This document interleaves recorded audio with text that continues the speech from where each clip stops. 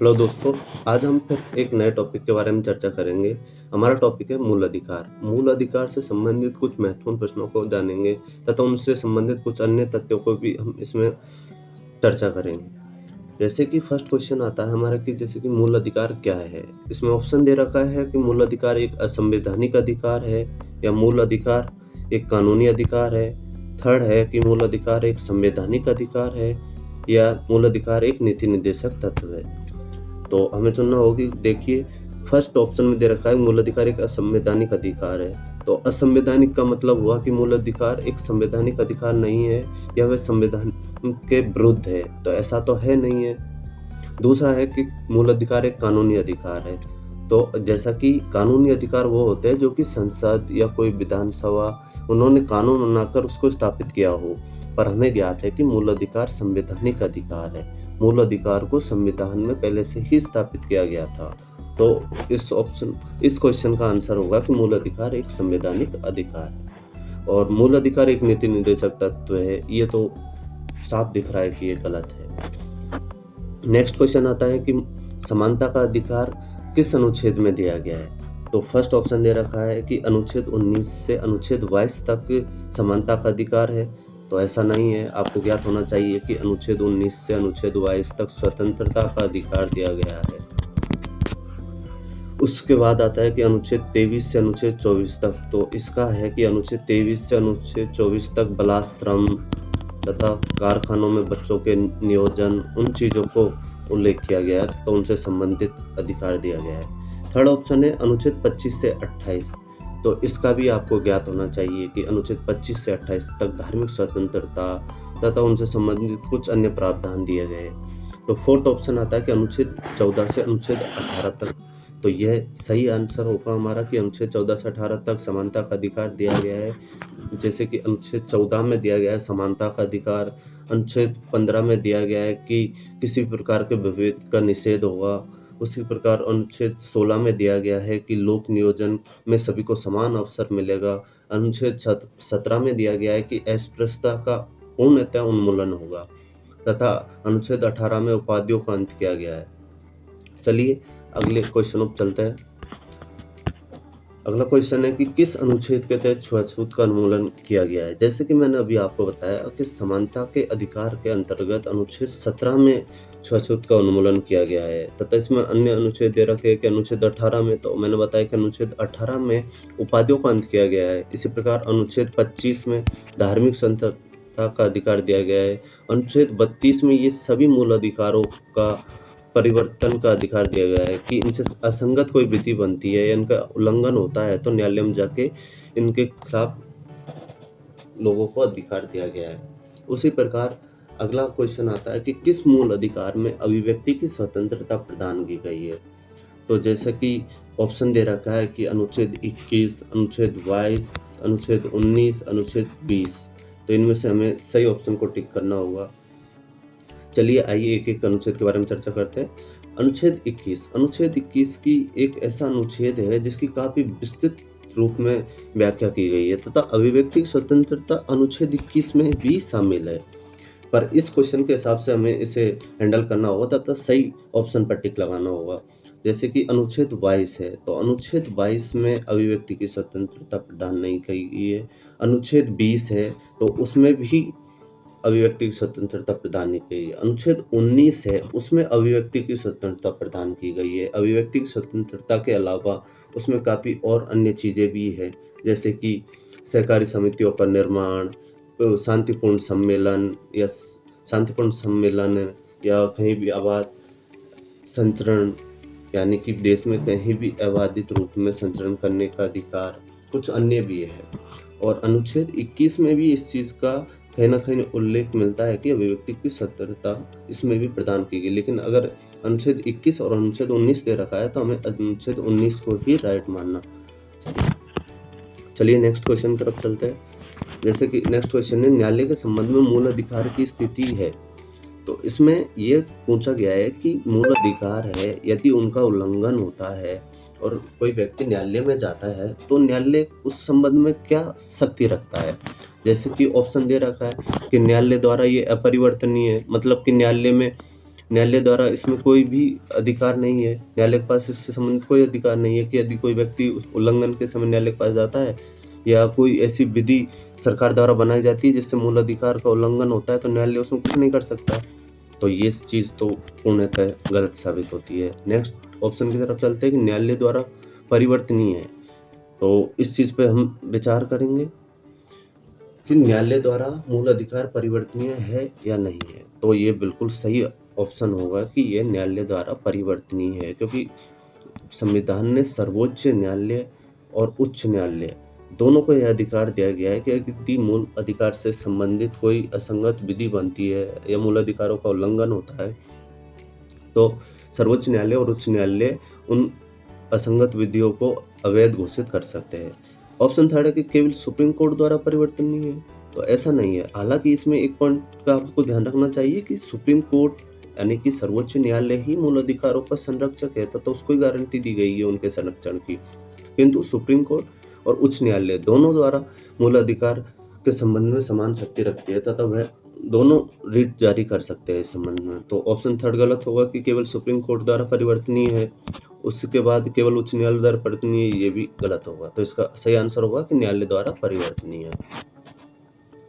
अन्य क्वेश्चन है कि मूल अधिकार संबंधित रिट जारी कौन कर सकता है। जैसा कि मैंने अभी आपको बताया कि सर्वोच्च न्यायालय और उच्च न्यायालय दोनों रिट जारी कर सकते हैं, पर किंतु इसमें एक वो है अंतर है जिसको आपको जानना होगा कि संविधान ने सर्वोच्च न्यायालय सुप्रीम कोर्ट को इसका संरक्षक और गारंटी वाला बताया है, या उन्हें अधिकार दिया गया है कि सर्वोच्च न्यायालय इसका संरक्षक होगा मूल अधिकारों का। किंतु उच्च न्यायालय है वो इस संबंध में स्वैच्छिक शक्ति रखता है, विवेकाधिकार शक्ति रखता है, यानी कि कोई व्यक्ति के मूल अधिकारों का उल्लंघन होता है और यदि वह उच्च न्यायालय में जाता है तो यह आवश्यक नहीं है कि वह उसके संबंध में अपना निर्णय दे या उसको स्वीकार ही करे, उसकी अपील को स्वीकार करे। किंतु यदि वह व्यक्ति सर्वोच्च न्यायालय में जाता है और उसके मूल अधिकार का उल्लंघन होता है तो आर्टिकल 32 यानी कि अनुच्छेद 32 के तहत यह आवश्यक है कि सर्वोच्च न्यायालय उस व्यक्ति की अपील को सुनेगा। तो इस क्वेश्चन में पूछा गया है कि मूल अधिकार संबंधित रिट जारी कौन कर सकता है। जिला न्यायालय। तो मैं आपको बताना चाहूँगा कि जिला न्यायालय रिट जारी नहीं कर सकता है। हालांकि संसद चाहे तो जिला न्यायालय को भी यह शक्ति प्रदान कर सकता है कि वह रिट जारी कर सकते हैं, लेकिन अभी तक ऐसा कोई भी अधिनियम संसद द्वारा बनाया नहीं गया। उसके बाद आता है केवल उच्च न्यायालय रिट जारी कर सकता है, तो ये बात भी गलत होगी। कि केवल सर्वोच्च न्यायालय रिट जारी कर सकता है, तो ये भी गलत होगा। फोर्थ है कि उच्च न्यायालय तथा सर्वोच्च न्यायालय दोनों रिट जारी कर सकते हैं, तो बिल्कुल सही होगा। अन्य क्वेश्चनों की तरफ चलते हैं। अन्य है कि मूल अधिकार संबंध में संसद की शक्ति क्या है। ये भी एक महत्वपूर्ण क्वेश्चन होगा, क्योंकि संसद को क्या क्या अधिकार मूल अधिकार के संबंध में। तो जैसे कि ऑप्शन दे रखा है, मूल अधिकार को संसद समाप्त कर सकती है, मूल अधिकार को समाप्त नहीं कर सकती है, या मूल अधिकार को समाप्त तो कर सकती है लेकिन मूल संरचना को छोड़कर, या मूल अधिकार संबंध में संसद की शक्ति न तो उन्हें जोड़ सकती है न ही हटा सकती है। तो इनमें से क्या सही होगा। तो जैसे कि इन पर हम चर्चा करते हैं कि संसद को क्या कह सकती है। तो फर्स्ट है कि मूल अधिकार को समाप्त कर सकती है।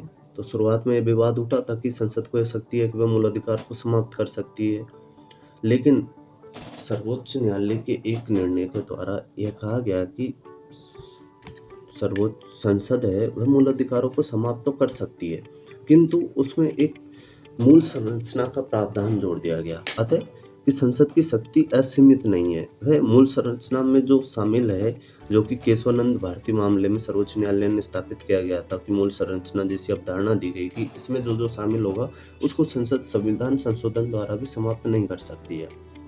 हालांकि वर्तमान में यह स्थिति है कि संसद है वो मूल अधिकारों को संशोधित कर सकती है, उन्हें समाप्त कर सकती है या नए जोड़ सकती है, किंतु मूल संरचना को छोड़कर। अतः जो मूल संरचना में शामिल है उनको संसद उनका कुछ भी नहीं कर सकती, अतः उन्हें संशोधित या समाप्त नहीं कर सकती। अतः इसका आंसर होगा थर्ड। मैं बताना चाहूँगा कि मूल संरचना है उसकी अवधारणा केशवानंद भारती मामले 24 अप्रैल 1973 के मामले में सर्वोच्च न्यायालय ने स्थापित की गई थी, तथा इनमें जो भी जिन का भी उल्लेख है उन्हें संसद या कोई भी अध्यादेश या विधान उन्हें समाप्त नहीं कर सकता है, उन्हें संशोधित नहीं कर सकता है। इसी प्रकार अगला क्वेश्चन आता है, मूल अधिकार के अनुसार विधि में शामिल है।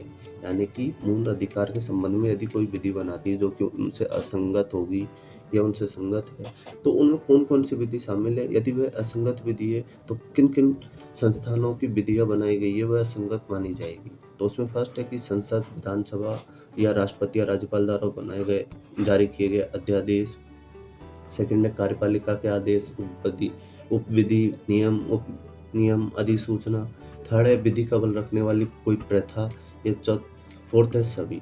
तो मैं बताना चाहूँगा कि इसमें सभी, यहाँ तक कि ग्राम पंचायतों की या खाप पंचायतों की, उन सब की ऐसी विधि या प्रथा या रूढ़ी जो कि एक विधि का बल रखती है, मूल अधिकार को उल्लंघन करती है, वो सब इसमें शामिल है। और ऐसी कोई विधि बनाई जाती है तो सर्वोच्च न्यायालय या उच्च न्यायालय उन्हें असंगत घोषित कर सकते हैं। तो इसका आंसर होगा फोर्थ सभी। चलिए नेक्स्ट क्वेश्चन तरफ बढ़ते हैं। इसमें आपातकाल से संबंधित कुछ बेसिक जानकारी दी गई है। मैं बताना चाहूँगा कि आपातकाल है वो 3 प्रकार से जारी किया जा सकता है। एक होता है युद्ध या आंतरिक स्तर पर आपातकाल, जो राष्ट्रीय आपातकाल होता है, पूरे देश या देश के किसी कोने में जारी किया जा सकता है। एक होता है कि संवैधानिक आपातकाल या राष्ट्रपति शासन, जो कि एक राज्य या एक राज्य से अधिक राज्यों पर भी जारी किया जा सकता है। उसके पश्चात आता है वित्तीय आपातकाल, जो कि यदि देश की या वित्तीय संकट उत्पन्न होता है तब यह जारी किया जाता है।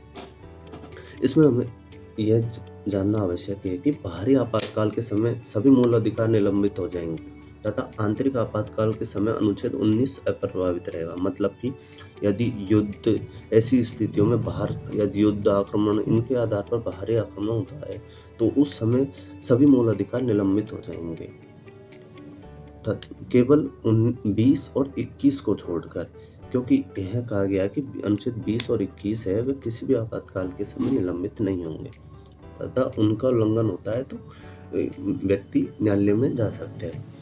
इसी प्रकार आंतरिक आपातकाल, मतलब कि यदि आंतरिक गड़बड़ियों के आधार पर आंतरिक आपातकाल लगाया जाता है तो उसके आधार पर अनुच्छेद 19 है वह निलंबित नहीं होगा। पहले प्रावधान मूलतः नहीं था, पहले यह था कि अनुच्छेद 19 भी प्रभावित होगा, लेकिन 44वें संविधान संशोधन 1978 के द्वारा कहा गया कि अनुच्छेद 19 निलंबित नहीं रहेगा आंतरिक आपातकाल के समय।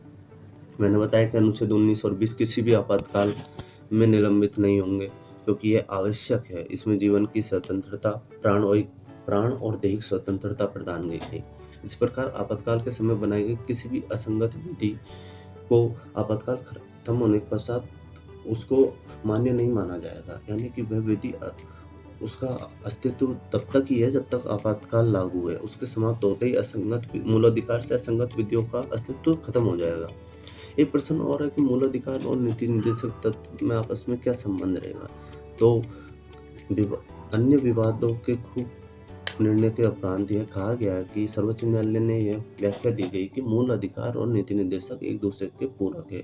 मतलब यह दोनों एक साथ साथ है। पर यदि स्थिति ऐसी आती है कि मूल अधिकार और नीति निर्देशक तत्व में से किसी को प्राथमिकता दी जाए तो उसमें मूल अधिकार को दी जाएगी।